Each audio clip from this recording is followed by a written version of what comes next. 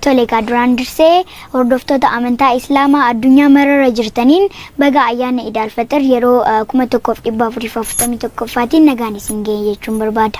Meegaa dhukkuba koronaa kanaan wal qabatee keessattuu ijoolleen manni barumsaa cufamee jira mana keessatti kan dabarsaa jirtanii barumsis immoo karaa adda addaatiin isin kennamaa jira miti.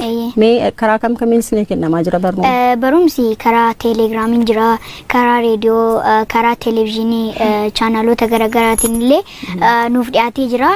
Yoommoo kana keessaa kan hordofuu hin dandeenye jiraate manuma keenya teenyee kitaabota keenya qo'achaa waan dura barannees sirriitti qo'achaa akka sirriitti nuuf galu gochuu qabna.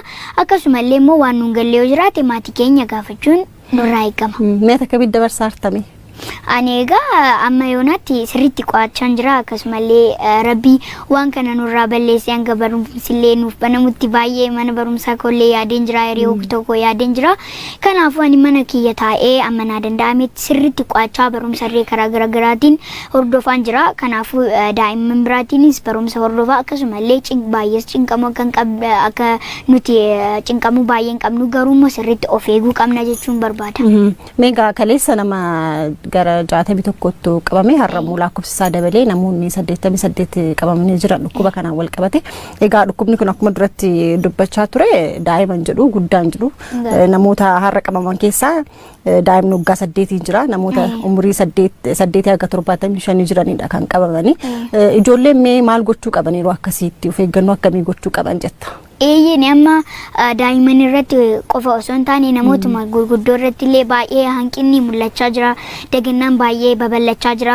Garuu baay'ee rakkoo cimaa keessa akka nu galchine dagannaa keenya kanarraa bahuu qabna. Daa'imman illee alatti bahanii taphachuu hin qabnu. Manuma teenyee qo'achaa barnoota keenya sirriitti hordofaa maatii keenya waliin haasa'aa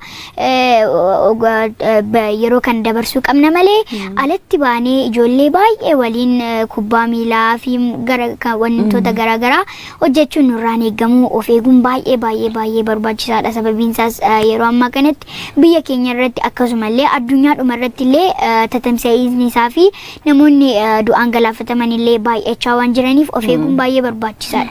Garuu ammallee uummanni keenya dagannaarraa bahan jiru. Kanaafuu uummanni keenya illee akka dagannaarraa baatan maaloo dhaamsa koonaaf fudhadha.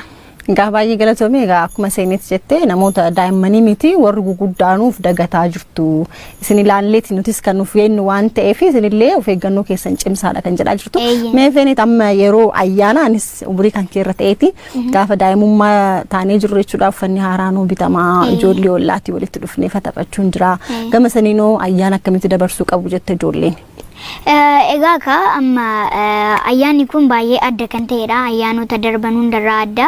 Sababiin isaas ayyaana kana kan kabajnu hundi keenya walitti dhufnee yookiin maatiin tokko maatii isa biraa waliin walitti dhufee yookiin immoo ollaan walitti dhufee kan dabarsu miti. Daa'imman illee alatti baatanii yookiin alatti baanee waliin taanee yerootti taphannu miti.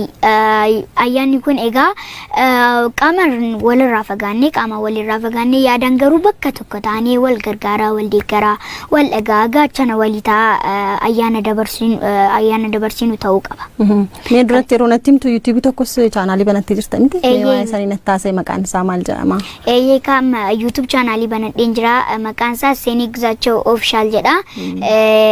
Kanaafuu namoonni illee uummanni illee na hordofuu dandeessu amma gara YouTube chaanaaliidhaan illee dhufeen jira. Egaa asumaan egaa akka subscribe godhanii akka hordofan isaanillee gaafanne jechuudha. Dhumarratti baay'ee galatoomii turtii gaarii taasisnee wanti jechuu barbaaddu ergaan dabarsuu barbaaddu yoo jiraate dhumarratti carraasiif kenna.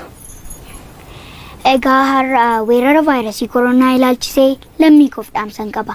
Dhaamsi koos weerarri vaayirasii koronaa dawaa fi talaallii hin qabne ji'oota muraasa keessatti addunyaa mara waliin ga'uun umurii saalaa fi qomoo hiyyeessaa fi sooressa xiqqaa fi guddaa adda osoo hin baasiin miliyoonota laashessee siree qabachiiseera. Kuma dhibboota du'aan galaafateera. Akkasumallee diinagdee addunyaa burkuteesseera. Walitti dhufeenya hawaasummaa uggureera. Manneen amantaa fi addunyaas haala gaddisiisaa ta'een karra cufsiisuun bowwoo mataa addunyaa jaarraa kanaa ta'ee jira.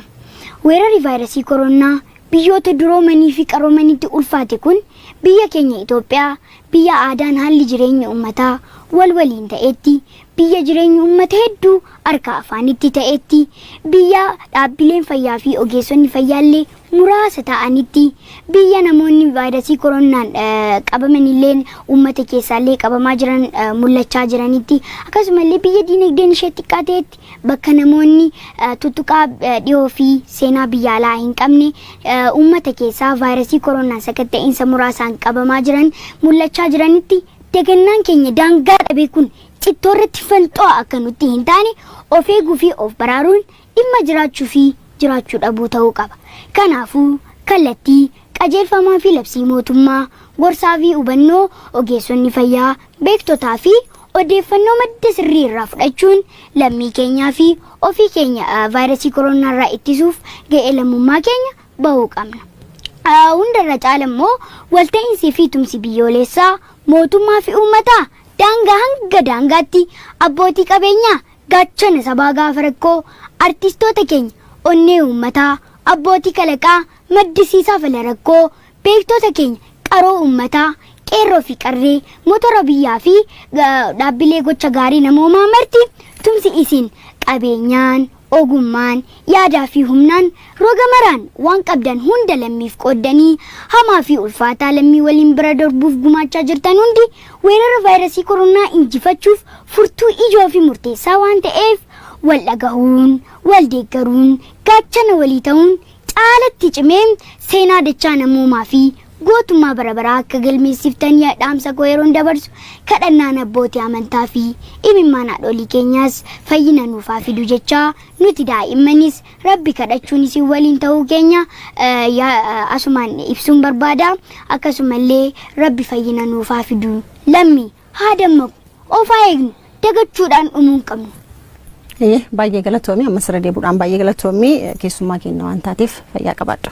Anillee baay'ee si galateeffachuun barbaada sababiin isaas akka keessummaa keessa waan na affeerteef kanaafuu galatoomii. Fayyaa